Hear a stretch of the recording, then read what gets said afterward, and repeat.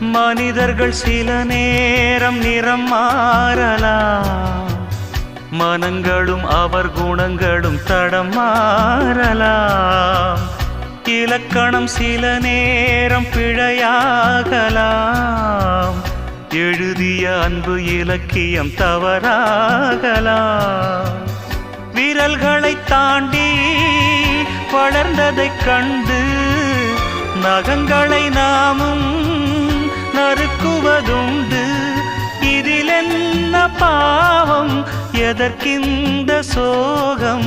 கிளியே நலம் வாழ என் நாடும் என் வாழ்த்துக்கள், தமிழ் கூறும் பல்லாண்டு என் வார்த்தைகள்.